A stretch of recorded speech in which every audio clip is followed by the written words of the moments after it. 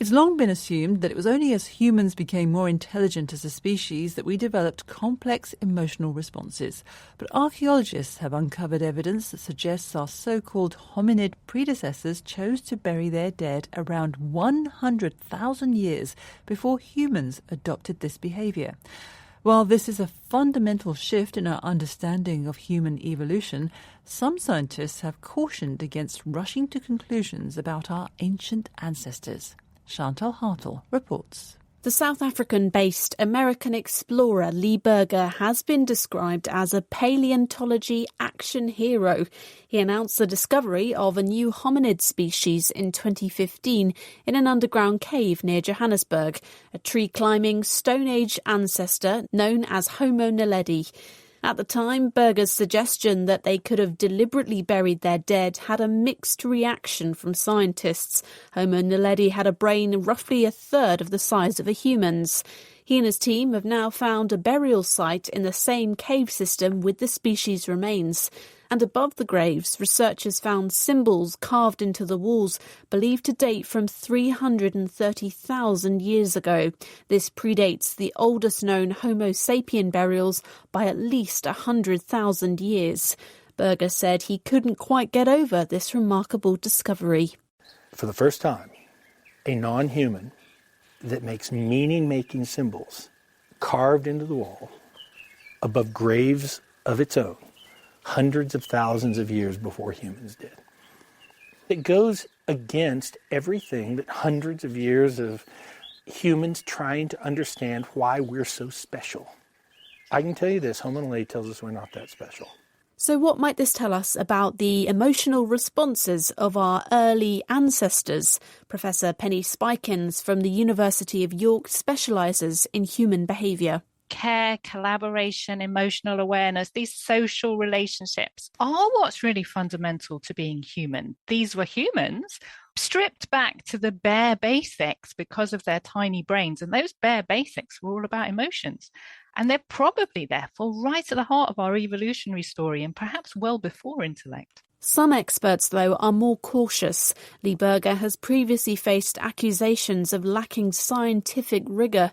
Dominic Stratford, a geoarchaeology professor in Johannesburg, thinks more research is needed.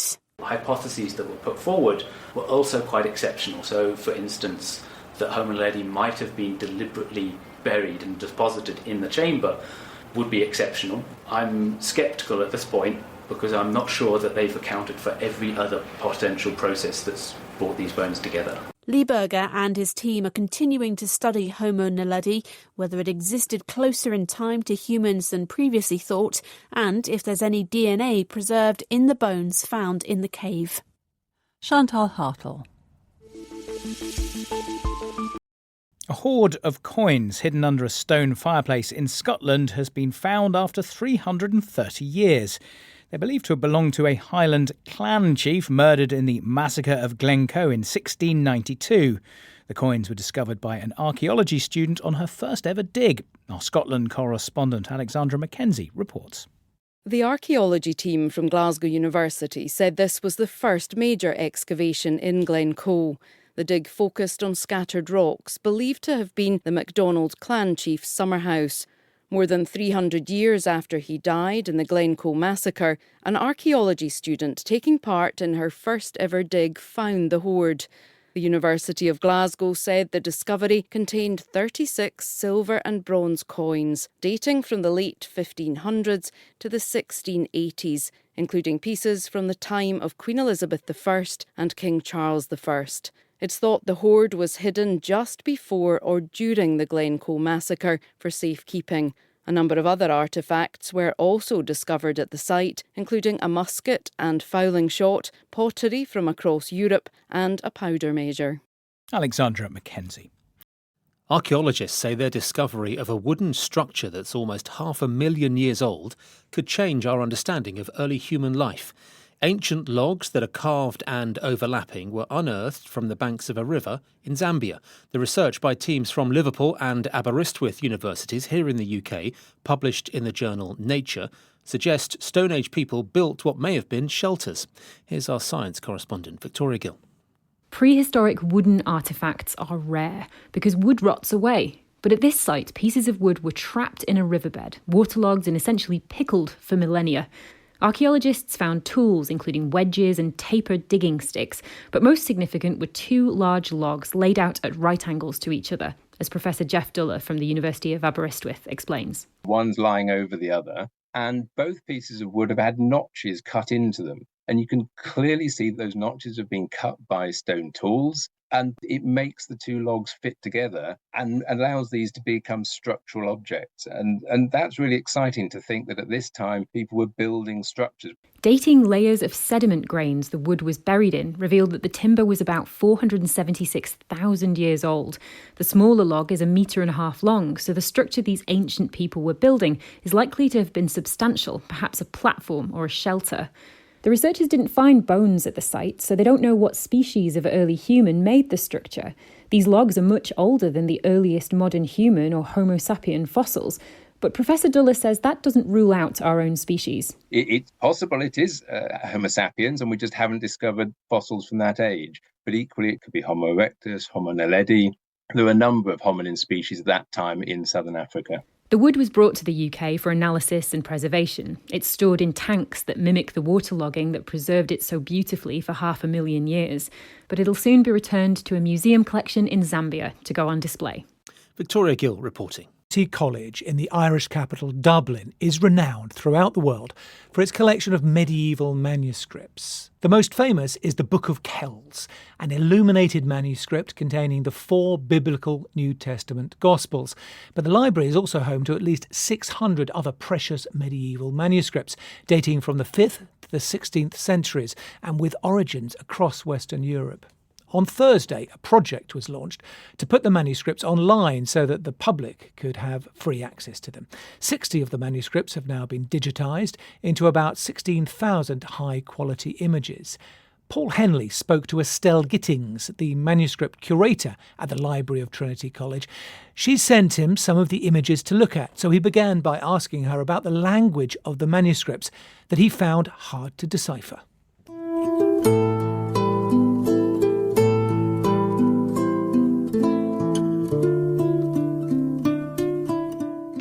That we're talking about are actually in Latin, but often you'll find more than one language in a single manuscript. So one of them, the Matthew Paris Book of St Albans, is in Latin, but also French. It also has annotations in English. Can you tell which manuscripts will be in highest demand? You often can't tell in advance, but we often find the really visual ones attract an awful lot of attention, and we've got some proper beauties that have been digitized.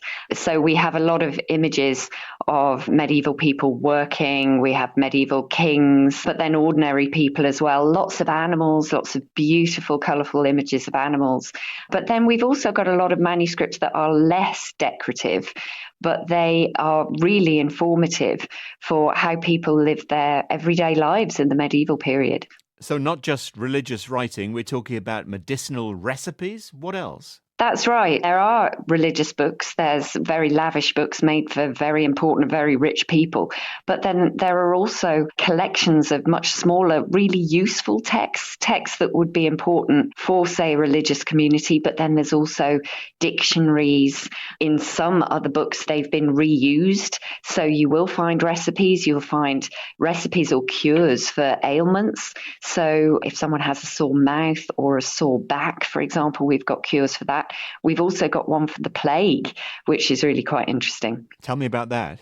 Well, I've actually got a little transcription of it here, and it seems quite simple, and the ingredients almost seem quite modern.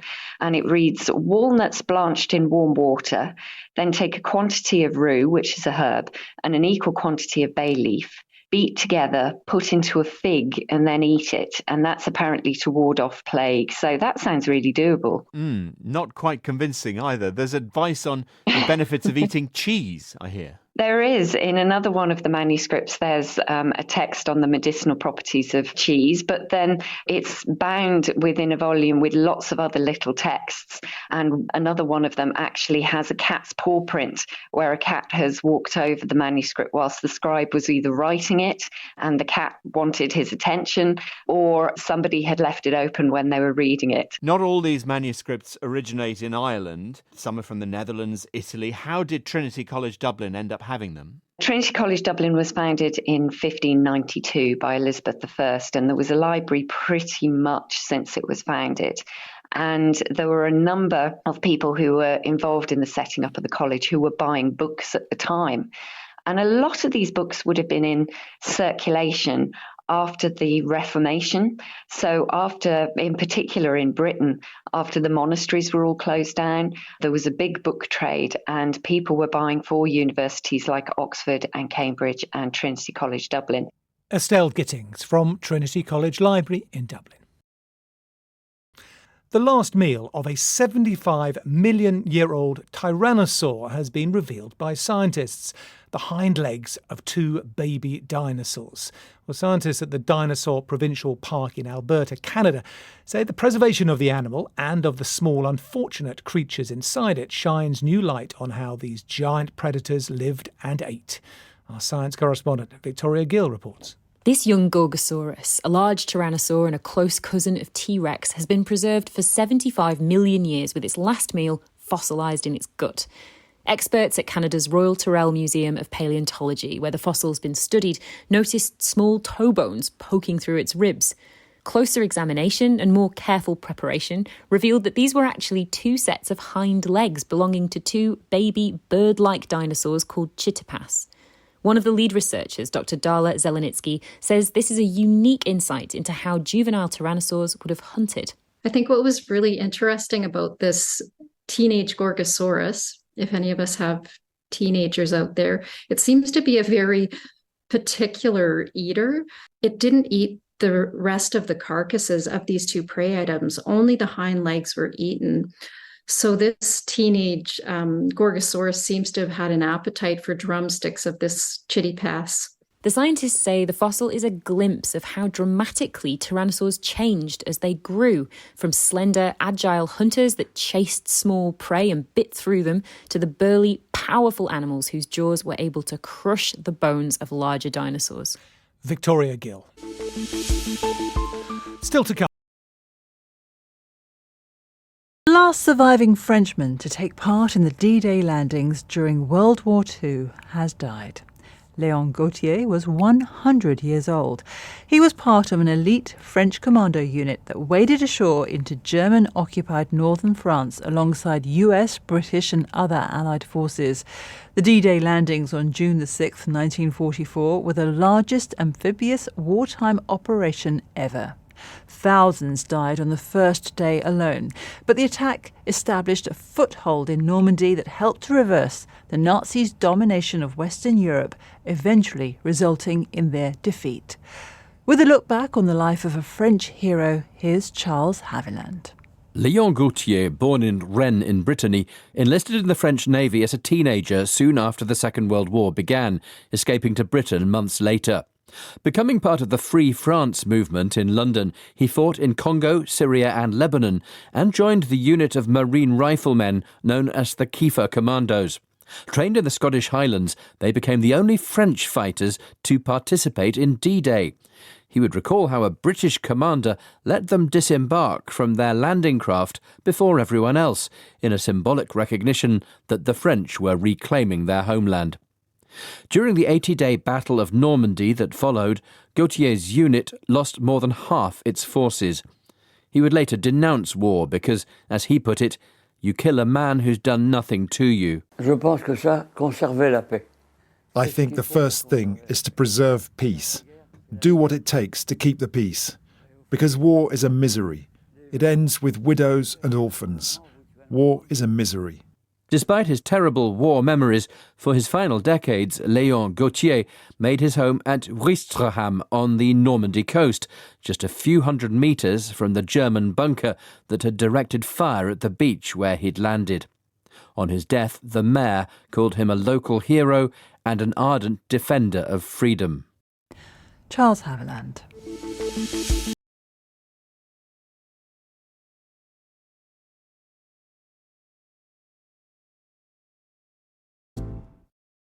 Welcome back to the Global News Podcast. King Charles is already among the wealthiest people in Britain, but it's emerged the monarch has collected tens of millions of pounds from people who have died in the northwest of England.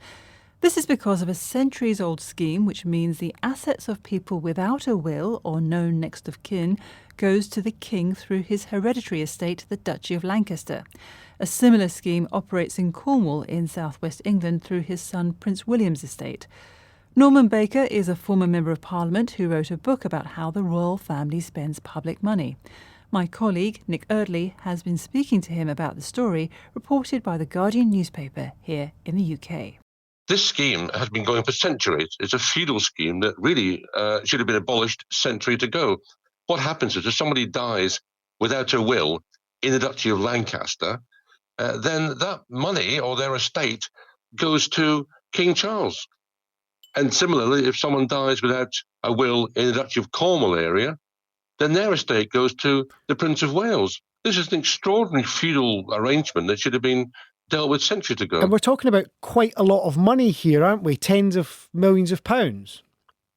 Well, indeed, we're talking about a huge geographical area. And also, it doesn't just include individuals, it can include businesses that go bankrupt.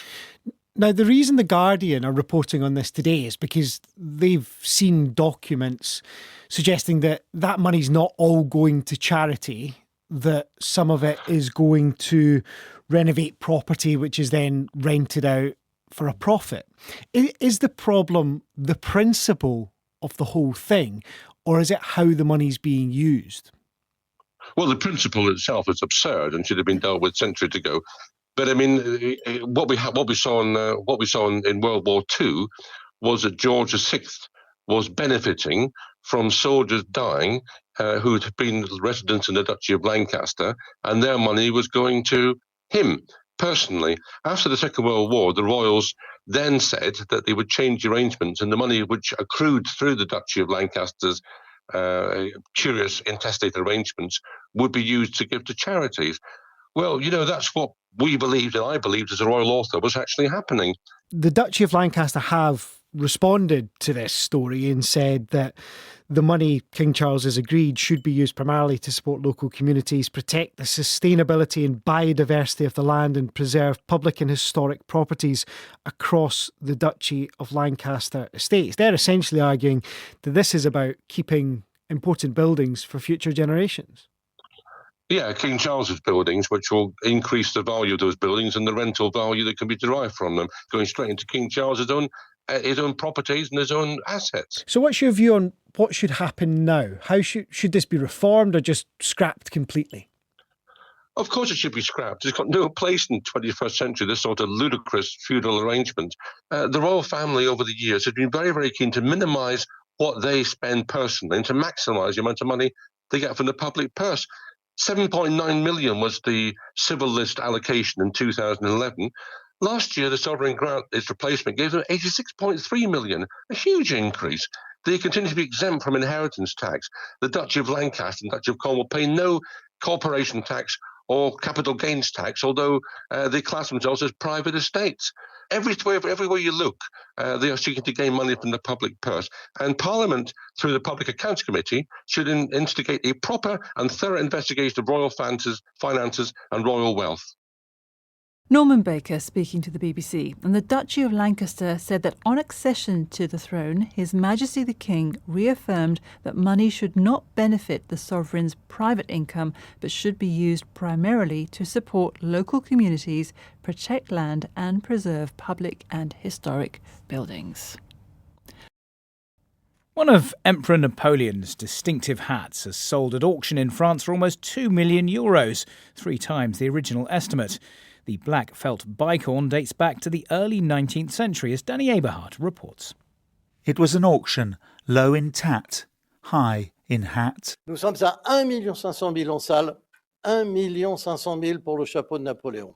We have 1.5 million in the room. 1.5 million for Napoleon's hat. We are leaving it at 1.5 million for this major Napoleonic symbol. I'm selling for 1.5 million. No regrets. Sold. The hammer price was over $1.6 million, more with commission, for the black felt bicorn adorned with cockade in the colours of the French tricolore. The emperor himself might have applauded, knowing that, at least in euros, it was a world record for a headpiece. Chapeau, you might say. Though slightly faded, it's in remarkably good condition for a hat dating back more than 200 years. A number of Napoleon's hats have survived, though only a few are in private hands. Fascination with the diminutive but, depending on your perspective, great man seems as keen as ever, with a major Hollywood biopic hitting the screens, itself wreathed in controversy. Danny Aberhard. At the height of its power 2 millennia ago, the Roman Empire stretched from the north of England to southern Egypt, and from Armenia in the east to the shores of Portugal in the west. And it seems that people moved around a lot. New DNA analysis proves that a 2,000-year-old skeleton found in Cambridgeshire in eastern England is of a young man who lived in what is now Ukraine. Our science correspondent Palab Ghosh reports. This latest research marks the conclusion of a detective story, one which has used cutting-edge forensic science to unravel the mystery of an ordinary person, a young man buried in a ditch in Cambridgeshire between 126 and 228 AD during the Roman occupation of Britain. Researchers extracted DNA from a tiny bone in his inner ear, which was the best preserved part of the entire skeleton. They were able to establish that he was a Sarmatian, a nomadic people from what's now southern Russia and Ukraine. Roman documents show that 5,500 of them were recruited to the empire's cavalry because of their horse riding skills and posted to Britain. But according to Dr. Alex Smith, this is the first biological proof of their presence here. It's hugely interesting how he came to be from the edge of the empire to end up his life in a Cambridgeshire ditch. We're starting to see these people in the countryside that come from all different parts of the empire. It says that there was much greater movement, not just to the cities, but also in the countryside, than there ever was previously. The new scientific techniques tell the stories of ordinary people rather than those of the wealthy and powerful, who usually dominate the records of great historical events. Palab Ghosh.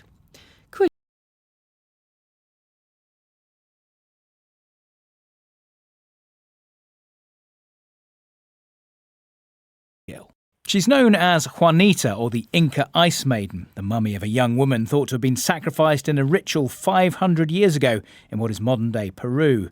Clad in a ceremonial tunic and a headpiece, Juanita has become a major tourist attraction in the Andean Sanctuaries Museum in the town of Arequipa. Her features are barely distinguishable, but Juanita has now been given a new face by scientists who wanted to show what she might have looked like 5 centuries ago. Julian Marshall spoke to Dr. Damara Socha, who was involved in the facial reconstruction, and archaeologist Dr. Johann Reinhardt, who discovered the mummy in 1995.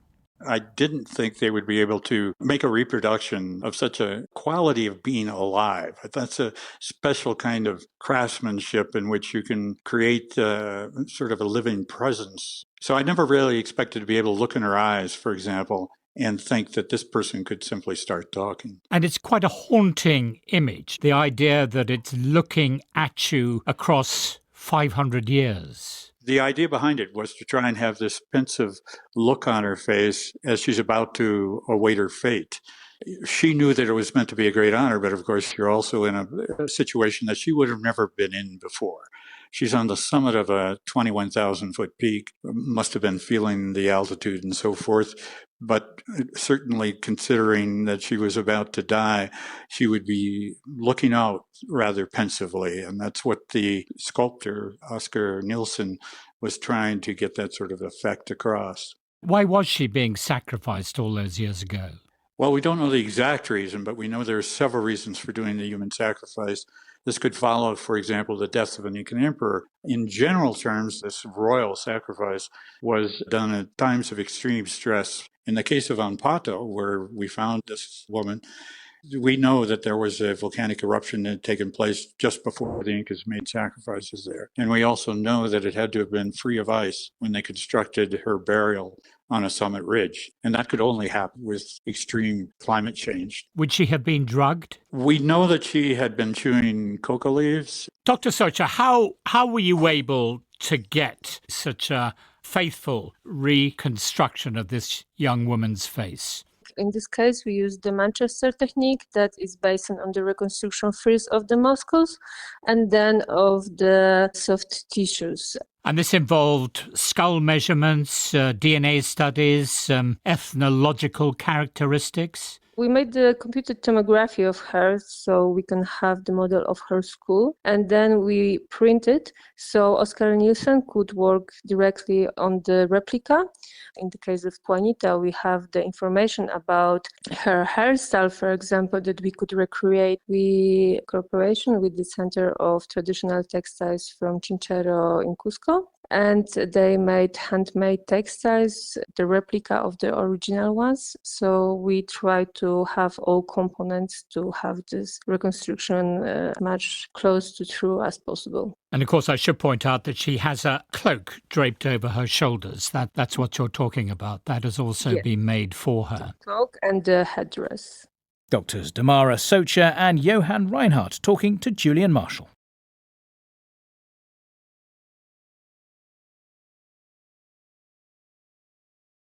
Archaeologists here in the UK say they've solved the mystery of who lies inside a 2,000-year-old grave. Analysis of the tooth enamel of the skeleton has shed new light on the role of women in prehistoric Britain, as Stephanie Prentice reports. The grave found on an island off the south of England was as confusing as it was intriguing. It seemed that the stone-lined chamber had been made for someone of high status, but scientists couldn't tell if a man or a woman had been buried inside. Items found within the chamber, a long sword and what seemed to be a mirror, should have been clues, but actually caused more confusion. The sword was more commonly associated with Iron Age males and the mirror with females. 2 attempts at analysing bones found inside failed and the mystery was left unsolved. But now new techniques have helped the puzzle come together. Sarah Stark is a human skeletal biologist at UK heritage organisation Historic England. Unfortunately, the DNA just hadn't survived because of this harsh soil environment. So luckily for us, though, we have this emerging technique. And rather than looking at the DNA, we're actually able to look at proteins that are found in our teeth. And it's a really similar idea to DNA, where the proteins can be linked to XY chromosomes. So this is how we were able to not only get a result, but get a really strong result that this was indeed a female.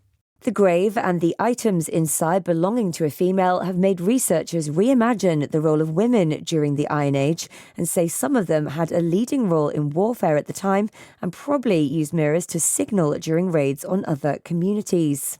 The next step for the team is to use the new technology to review other Iron Age burial sites all around the world and try to learn more about what they call hidden female warriors.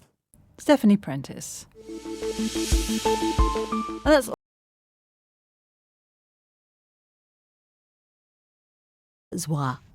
Now, any proud gardener knows there's an endless variety of choice when it comes to ornaments to decorate their cherished plot. Most people wouldn't include, though, an unexploded bomb alongside any garden gnomes, water features and pots. But unbeknownst to them, that's exactly what a couple from Milford Haven in Wales had been doing. Sian and Geoffrey Edwards say the device, which weighed nearly 30 kilos, had been outside their home all their lives. The BBC's David Grundy explains. This all started on Wednesday evening. Sian and Geoffrey Edwards were at home in Milford Haven in Pembrokeshire in southwest Wales. A police officer who was walking past just happened to spot this thing in their garden and decided he didn't really like the look of it. So he knocked on their door and told them he'd have to alert the Ministry of Defence. An hour later, they were told the bomb squad would be there in the morning to get rid of it. Now, I spoke to Jeffrey and Sian on the phone earlier. He told me, he's quite a character, he told me he didn't have time for me to go and see him today because they're far too busy putting up their Christmas decorations. We did have a bit of a chat, though, and what he told me was that Wednesday night was a pretty sleepless night because they were told the whole street might have to be evacuated. Now, the bomb disposal unit from Ashchurch in Gloucestershire, which is about 160 miles and 3 hours away by road, they arrived the next morning. They did tests on what the couple had thought was a dummy, and what they found was that it was actually a live bomb which had a tiny amount of charge. Jeffrey told me that he told the bomb disposal unit, we're not leaving the house, we're staying here. If it goes up, we go up with it. So this thing they've been using as an ornament was actually a 64-pound, 29-kilo naval projectile. Sian, who's a keen gardener, used to bang her trowel on the bomb to get the soil off it. It was taken to a disused quarry about 5 miles away where it was covered in 5 tons of sand and then detonated. I think that's what's known as an explosive story. David Grundy reporting. Now, if you have small children in your Now, can you remember the history you learned at school? School textbooks can be crucial to shaping a whole generation's perception of historical events. In Russia, authorities have unveiled a new school textbook, including justifications for the war in Ukraine and accusing the West of trying to break Russia. BBC Monitoring's Russia editor is Vitaly Shevchenko.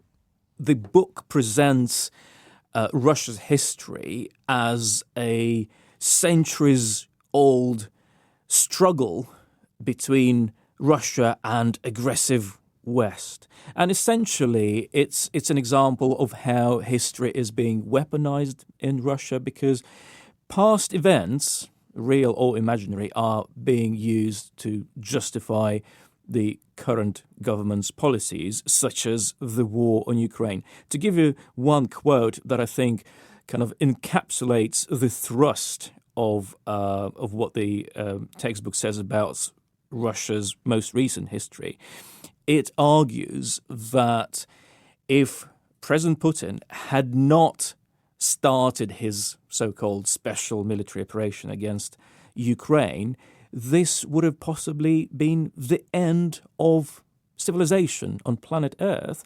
And this textbook is full of very obvious manipulations and, untruths. To give you an example, it says that until 2014, when Russia first attacked Ukraine, 80% of residents of Ukraine said the Russian language was their mother tongue. That's untrue. Numerous opinion polls, surveys, and a census in 2001 said that about a third of residents of Ukraine say that Russian is their mother tongue. It isn't uncommon for history to be told sort of through the prism, through the lens of the nation where children are learning it. It sounds like this goes further than that, though. It does. This is how I was taught history as well back in the Soviet Union. But this textbook, it feels kind of more relevant and more necessary for the government right now, which is keen to use this textbook to justify its war in Ukraine. This is the first such textbook to mention this war. Vitaly Shevchenko. And finally, a Christmas carol lost for nearly a century has been sung again by a full choir in a Yorkshire town in the north of England, where it was originally written. The composition was recently rediscovered by museum archivists in Barnsley. Adam Gocher reports. Written by a factory worker for the opening of Barnsley Town Hall in 1933, lyrics and sheet music for the song titled Christmas Eve were published in the local paper. Fast forward to this year, and Arthur Godfrey's work was rediscovered in an old copy of the Barnsley Chronicle by staff at the town's museum, who decided to record a version of the song for their Christmas celebrations. Dr. Tegwin Roberts was the voice behind the museum's recording. For it to have gone viral and around the world is incredible. We've had community choirs that want to sing it. The Barnsley Music Hub have created a brass version for us. It's just overwhelming is probably the word. According to the 1921 census, Arthur Godfrey was married with 7 children. The search is now on for any living descendants.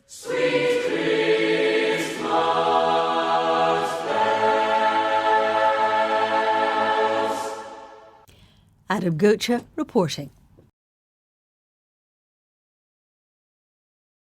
It's been called a miracle that in barely one night during the Second World War, Denmark was able to save 90% of its Jewish population from deportation at the hand of the occupying Nazis. 80 years ago, 7,000 Jews escaped by boat to Sweden, following a mysterious tip-off. Bent Melchior, later to become Denmark's chief rabbi, was 14 years old when he boarded one of the fishing boats. We were gathered in this boat that was supposed to carry herrings, but instead of that, they now were carrying human beings.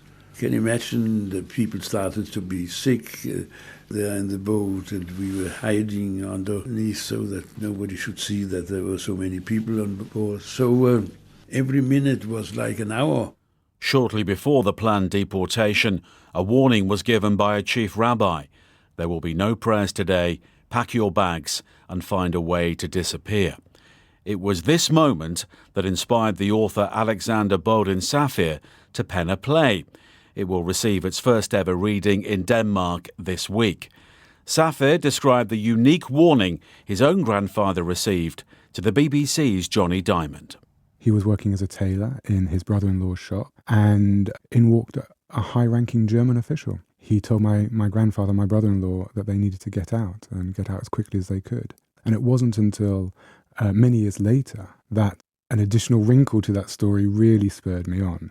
The wrinkle that you talk about is that it perhaps wasn't just the odd German officer, saying something untoward or leaking something to a friendly Danish native, but in fact that this was leaked on purpose by one of the most senior Nazis in the country. Well, yes. The narrative immediately after the war was that the right-hand man of Werner Best, who was the plenipotentiary of Denmark, leaked the information. What has since come out is that the German patrol boats that were guarding the waterway between Denmark and Sweden, when it became clear that the Jews were escaping across the water, those patrol boats were all brought into harbour. And the official reason, was that they all needed a paint job. All at the same time? All at the same time, exactly. What we now know is that when Hitler ordered Werner Best to make Denmark Judenrein, to make it Jew-free, after the failure of the roundup, Hitler then telegrammed Best to explain himself. And Best said, "I have done what you ordered. I have made Denmark Judenrein, Jew-free." And that comes back to the story of my grandfather, because my grandfather never told us the name of the high-ranking German official that warned him. But his brother-in-law, Nat, on his deathbed, mentioned a name, and that name was Werner Best, Dr. Karl Rudolf Werner Best. And so he really had a dilemma on his hands. How is he going to placate Hitler and fulfill that order of making Denmark Judenrein without stopping the flow of agriculture and small arms munitions that were being manufactured in Denmark? And so as a calculating man, I think he made a decision, and he played both sides. You have injected several shades of grey into a history perhaps that the Danes would prefer to see a little more black and white, with clearer heroes and villains involved. But it's a different kind of story that you're telling, more nuanced. It is, but I don't think that necessarily takes away from the miracle. But I think the miracle is slightly different. It is the fact that ordinary Danes, fishermen, policemen, nurses, priests, they stood up and they helped them at risk of their own lives and potentially their families' lives as well. And yes, it is more nuanced and more complex, but I think that's the difference between a story and reality. And I don't see it as any less of a miracle, but it is certainly less black and white. Alexander Bodin Safir. And his play about the exodus of Jews from Denmark opens next week in Copenhagen. A German billionaire who made a fortune operating formerly Jewish-owned businesses during the Nazi era. The collection's being auctioned by Christie's in Geneva. Our Europe regional editor Danny Eberhard has the details. Heidi Horton adored exquisite designer jewellery. Lot number 96, the final lot of today's sale. The Sunrise Ruby, sensational Cartier ruby and diamond ring of 25.59 carats, Where should we start this? At 7 million Swiss francs? This ring, featuring a pigeon blood-coloured cushion-cut beauty of a Burmese ruby, was billed as the star of the first part of the auction. Well done then. Fair warning. Selling then to Francois for 11 million francs. Sold for 11 million. Congratulations. Its final price, $14.6 million with buyer's premium included, was somewhat below estimate. But today's sale alone raised a dazzling $155 million. Other consignments will be auctioned later this week and through to November. But Jewish groups want the sale suspended or stopped. Indecent is how the head of a major French Jewish organisation described it. Mrs. Horton's late husband, Helmut, was a Nazi Party member and bought Jewish businesses sold under duress under the Nazi policy of Aryanisation. Christie's say the proceeds will be used for philanthropic causes. The money will be administered by a foundation Mrs. Horton set up in her own name to support medical research, children's welfare and a museum displaying her art collection. Christie's says it will donate an unspecified portion of its own commission to support research and education on the Holocaust. But the American Jewish Committee criticised this gesture as insufficient. It said before any sale took place, a serious effort was needed to determine what portion of the Hortons' wealth derived from victims of the Nazis. That money, it added, should then be spent on supporting Holocaust survivors and educational programmes. Danny Eberhard. Now, scientists have identified a new species of large amphibian, about 1.2 metres long, that lived in what is now Australia at the start of the Triassic period. Lachlan Hart is the PhD student who decoded the fossil. He's based at the University of New South Wales and the Australian Museum in Sydney. And he first told Krupa Paddy how it was discovered.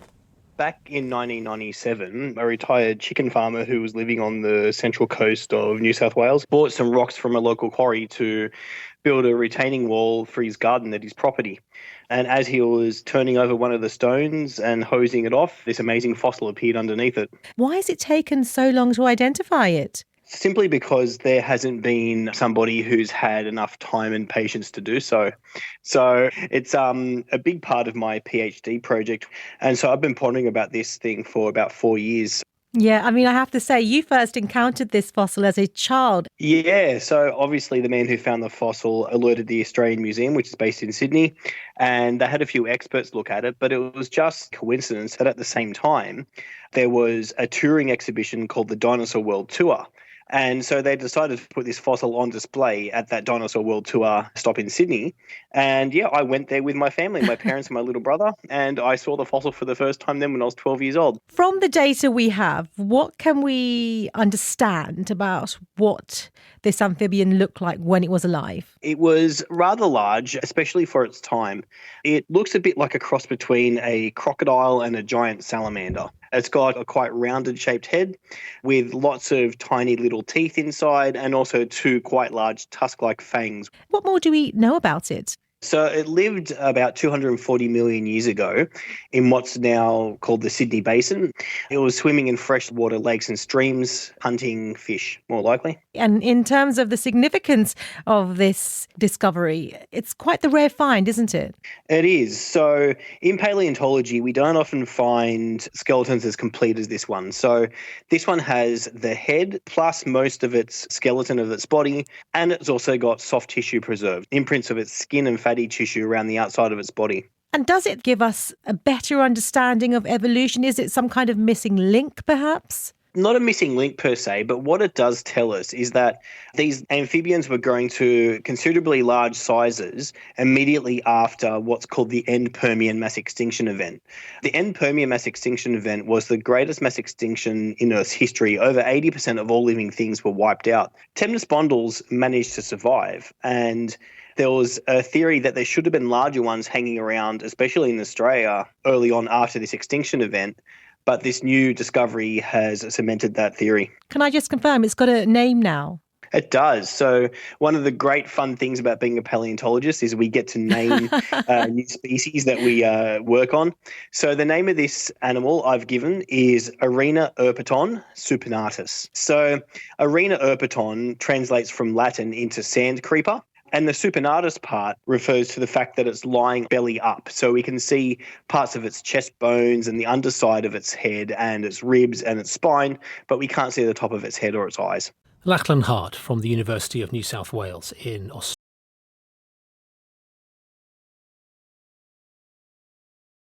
Speaking to me. The British insurance market Lloyd's of London has said it is deeply sorry after a report concluded it had played a significant role in the historic transatlantic slave trade. Lloyd's has announced a fund of more than $60 million to help affected communities and boost black and minority ethnic recruitment. Here's our business reporter Sam Gruitt. After protests swept the world in 2020 following the death of George Floyd, an unarmed black man who died in police custody in the US, pressure mounted on companies to address links to slavery and tackle racial inequality. Lloyd's of London apologised for its historical connections to the slave trade and commissioned an independent report. Around 12 to 15 million people were taken by force from Africa to be used as slaves in the Caribbean, North, Central and South America between the 15 and 1800s. The report says Lloyd's, established in 1688, played a significant role in making the transatlantic slave trade possible. The Lloyd's chairman, Bruce Carnegie Brown, said he was committed to tackling inequalities, promising to spend £40 million on helping communities who are impacted, as well as £12 million on boosting black and minority ethnic recruitment. The race equality think tank, the Runnymede Trust, welcomed Lloyd's work in acknowledging past mistakes, but questioned its commitment, highlighting Lloyd's ethnicity pay gap, which Next, is 21.5% for black employees. A medieval tower in the country has been sealed off because of a change in how much it's leaning. And this isn't the world-famous Leaning Tower of Pisa. The Gary Sender Tower in the city of Bologna is 47 metres high and it's tilted for hundreds of years. But the authorities there say it's now unsafe and they fear it may collapse. Harry Bly has more. Bologna in northern Italy is famous for its food, culture and historic buildings. Among them are two medieval towers, and they're both leaning. They're known as Le Due Torri, or Two Towers, and were built more than 900 years ago. The Asinelli Tower is twice as high and open for the public to climb, but it's the other tower that's become a problem. The Gary Sender Tower leans more at a 4-degree angle, a similar tilt to that of the famous bell tower in Pisa. But in October, sensors picked up changes in the direction and severity of the tilt. A further inspection revealed that some material in the base of the tower, like the stone and brick, had begun disintegrating and cracks had appeared. In order to protect the tower itself and the people and buildings surrounding it, the local council has begun constructing a 5-metre-high barrier, as well as metal containers and wire mesh to catch any falling debris. It's estimated that just a protection barrier surrounding the tower will cost more than $4.5 million. The council has begun a crowdfunding campaign to fund the restoration work. These bright red barriers will only be temporary, and then new research will begin to find a way to stabilise the tower and then correct the underlying problem. Cracks in the brick have been noted previously on this tower. In 2020, steel rods and cables were fitted around the base, but these are said to have aggravated the problem. A collapse is not believed to be imminent, but the authorities are taking precautions. A scientific committee has been monitoring the site since 2019. Equipment including acoustic and movement sensors monitor the building's lean every 15 minutes. And if there's a warning of a collapse, the surrounding area can be evacuated. Harry Bly.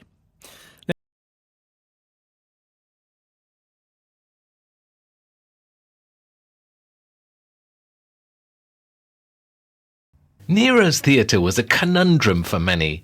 Written about several times, its exact location was unknown.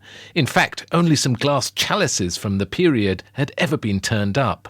Until, that is, a new renovation project, digging up a palazzo leading to St. Peter's Square near the Tiber River as part of plans for a new hotel, archaeologists found marble columns, storage rooms containing the remains of costumes and backdrops, as well as plaster decorated in gold leaf.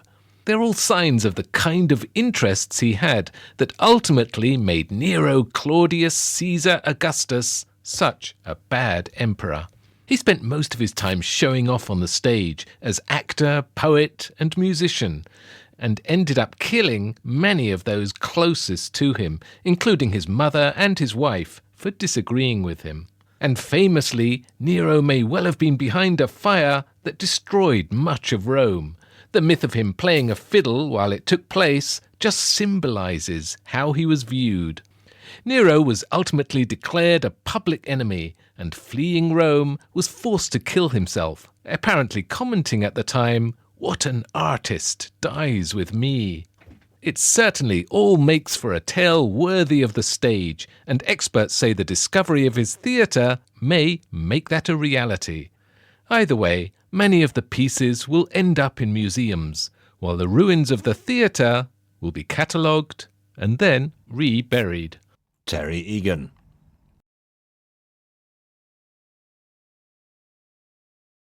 Even though the 16th century Portuguese explorer Ferdinand Magellan never circumnavigated the globe and in fact died during an expedition, he certainly left his mark. The Magellan Straits are named after him, as are a couple of giant telescopes. There are also the large and small Magellan Clouds, which are two satellite galaxies of the Milky Way. Now, some astronomers want Magellan's name removed. Astronomer Mia de la Reyes from Amherst College in Massachusetts is one of them. She told Julian Marshall first about the clouds. The Milky Way has a host of smaller satellite galaxies surrounding it, and the two most massive satellites are the Large and Small Magellanic Clouds. They're visible by eye in the southern hemisphere. Indigenous communities have known about them well before Western astronomers ever recorded them.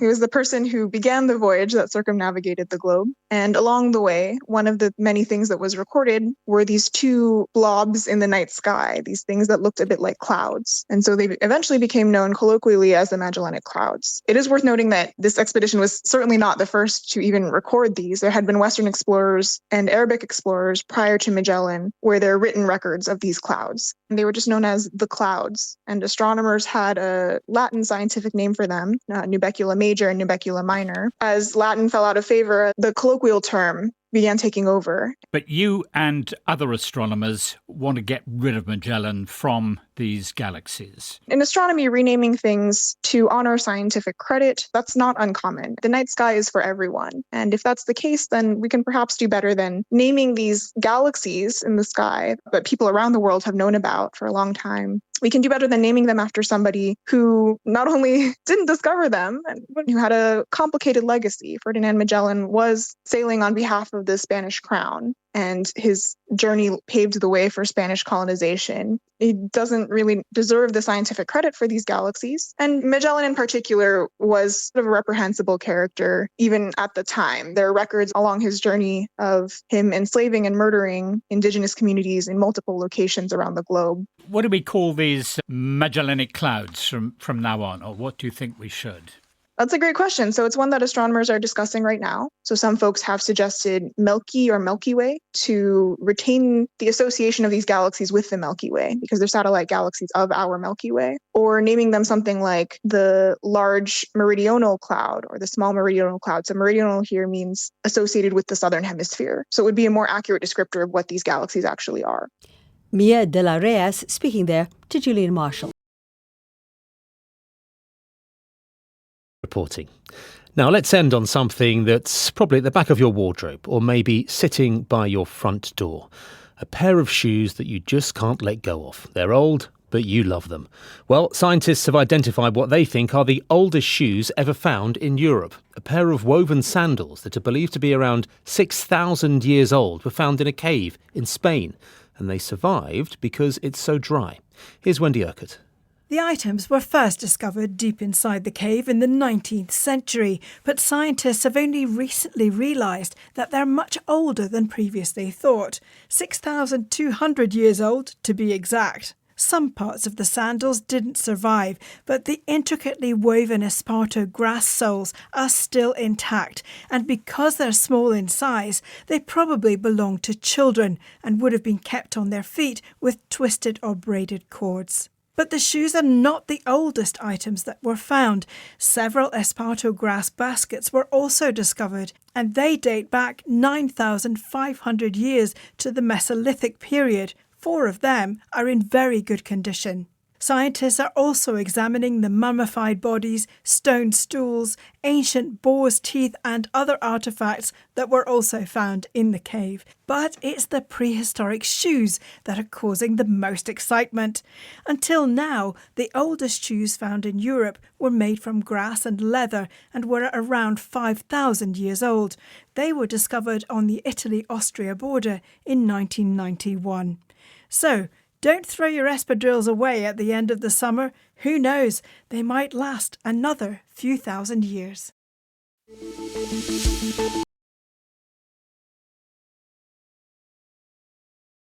Gaming correspondent Stefan Powell. Now to Scotland, and fans of a wee dram or a single serving of whisky are getting a once-in-a-lifetime opportunity. They will be able to bid for what is believed by some connoisseurs to be the oldest Scotch whisky in existence. 24 bottles of the single malt, dating back almost 200 years, are being put up for auction. As Bernadette Kehoe explains, the bottles had remained undiscovered for decades in the cellar of a Scottish castle in Perthshire.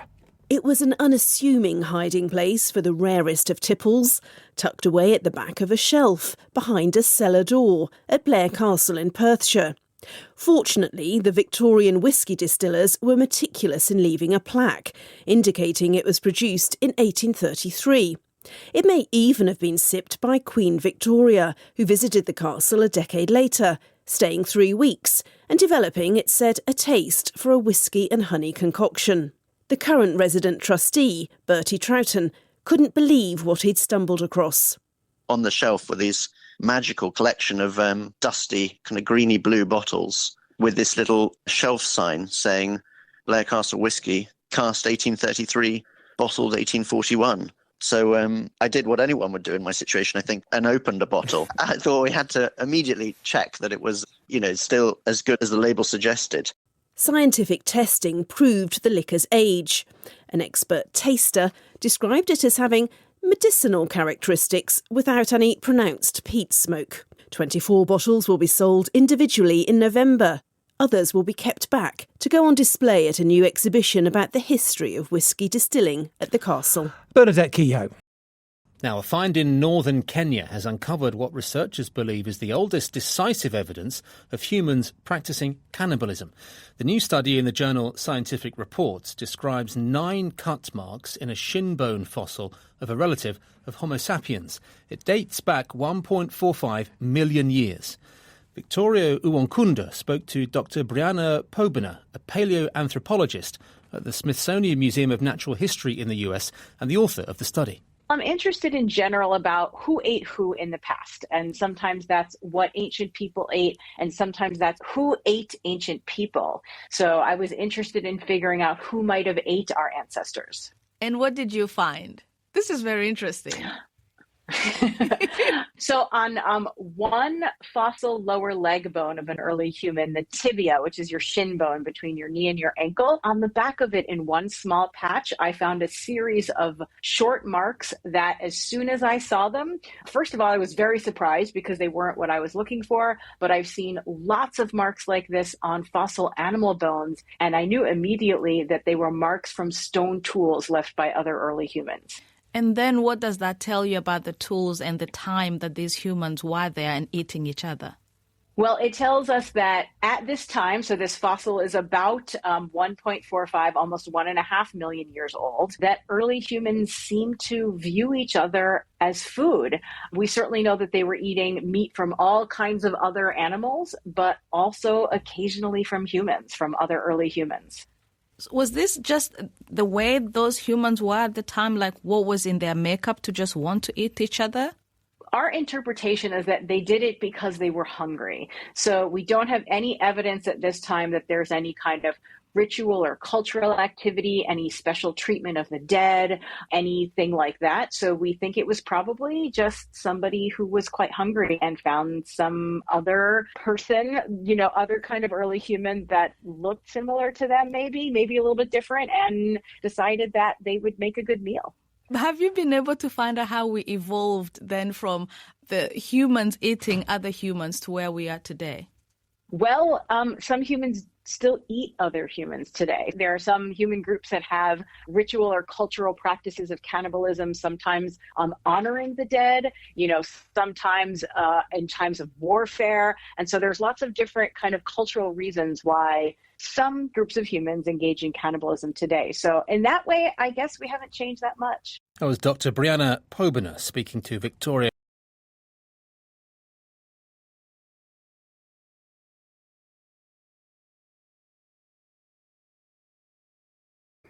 Now to the United States. Tens of thousands of people gathered in Washington on Saturday to mark the 60th anniversary of the Civil Rights March, which culminated in Martin Luther King Jr. giving his famous I Have a Dream speech.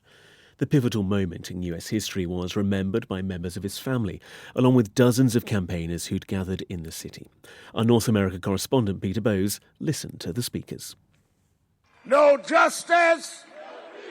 No justice! Led by the civil rights leader, the Reverend Al Sharpton, the crowd gathered at the steps of the Lincoln Memorial, where 60 years ago Martin Luther King Jr. delivered his impassioned I Have a Dream speech. The Reverend Sharpton said the fight for civil rights was far from over. The dreamers will stand up. Black, white, Jewish, LGBTQ. We are the dreamers. We're the children of the dream. Let us march. The 1963 March on Washington for Jobs and Freedom is etched in American history as a turning point. It helped pave the way for federal civil rights and voting rights legislation and is seen as a watershed moment for Black Americans. But while the country has changed, it's still wrestling with issues such as race relations, equal voting rights, employment and education opportunities. Dr. King's son, Martin Luther King III, addressed the crowd. Dad would probably say, now is the time. We must preserve, protect, and expand democracy. We must ensure that voting rights is protected for all people. We must ensure that our women and children are treated fairly. We must end gun violence. There have been dark moments since 1963, including recent cases of police brutality that have led to protests on the streets. Some of those marching in Washington said rather than being a mere commemoration of what happened 6 decades ago before many of them were born, today's march was a continuation of the struggle. That report by Peter Bowes. On Wednesday the 3rd of May, Gisela Cardia walked up to the top of a hill in a small town near Rome, stood in front of a statue of the Madonna and entered into a trance. She claims that the Virgin Mary appears in front of her as an apparition and that the statue of Mary sheds tears of blood. For me, it's normal now. Sometimes Mary talks to me, sometimes I see her. Sometimes she's near me. Sometimes Jesus appears in the apparitions. I know it's difficult, but I didn't ask for this. Gisela Cardia writes down what she claims are revelations from the Virgin Mary before reading them out to the people who have gathered to hear her, which can number into the hundreds. She once claimed that the Virgin Mary was multiplying portions of pizza for her followers. According to local reports, she was convicted of fraudulent bankruptcy in Sicily 3 years before her apparitions began to appear. But the Catholic Church has not recognised her apparition and says it's worried that people like Gisela Cardia are fooling believers. So it's set up a task force to investigate the increasing number of people who claim they have a private relationship with the Virgin Mary. The head of the task force, a priest called Stefano Cecchin, says the rising number of Madonna mystics need to be challenged because they cause confusion, promote apocalyptic scenarios, and even make accusations against the Pope and the Church. Gisela Cardia, meanwhile, says she's being unfairly stigmatised and has even been accused of prostitution. She's been ordered to remove benches, a marquee and the statue, which were all set up without permission. But locals point out that more people turn up for her monthly trances than attend Mass in the local church. Correspondent Lorna Gordon. The Declaration of Arbroath was written during a turbulent period in Scotland's history.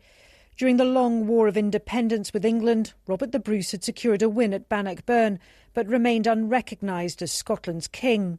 The barons of Scotland appealed to the Pope for help, using words that have resonated down the centuries since. While 100 of us remain alive, never will we be subject to the King of England. And then further on, just in that same line, is the bit that Scots say that they are fighting for freedom alone. Dr Alan Borthwick is the head of medieval and early modern records at the National Records of Scotland. It's an extraordinary text. It encapsulates an awful lot about what the Scots thought about themselves as a nation in 1320 and their right to be an independent kingdom, not subject to the English king. The 14th century sheepskin parchment is fragile. Yes, this one here has got former repair along the top. We were given rare access as conservators inspected the document for historical damage ahead of its going on display. Our movements as we filmed the precious letter were carefully monitored to keep it safe. Yeah, we're getting a wee bit close. OK. The head of conservation at the National Records of Scotland is Linda Ramsey. She says it's not the only 14th century document they're entrusted with, but it is the most famous. A public record is something that you can't just keep when nobody sees it. There is an interest, and quite rightly we have to make that possible. Do you feel nervous when this leaves the archives? Yes, we like it to be back sleeping in its bed, in the store secure. The Declaration of Arbroath, interpreted by some as claiming Scotland's independence, is a precious piece of history. Words now hundreds of years old, on a theme that still grips the nation today. Lorna Gordon.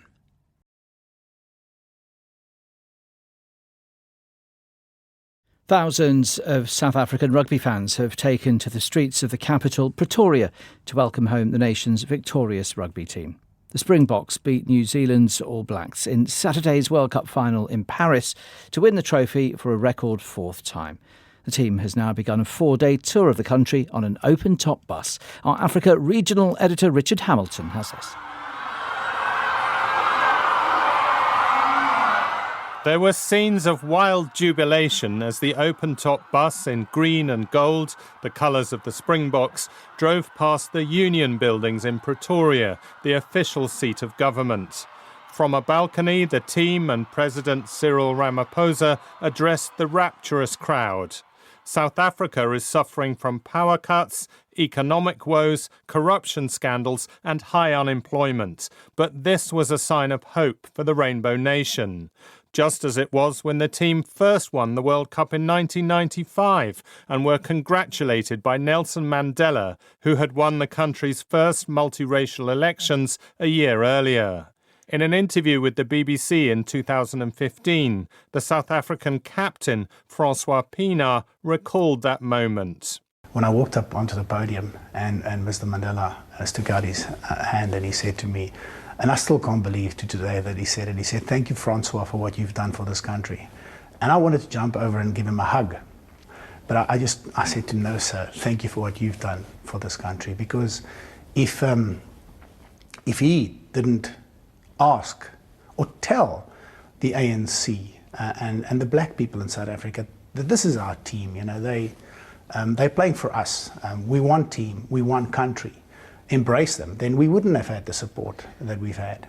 Later, the bus carrying this year's World Cup winners visited Vilakazi Street in the township of Soweto, the historic centre of resistance to apartheid and home to two Nobel Peace Prize winners, Nelson Mandela and Archbishop Desmond Tutu. Richard Hamilton with that report. To get a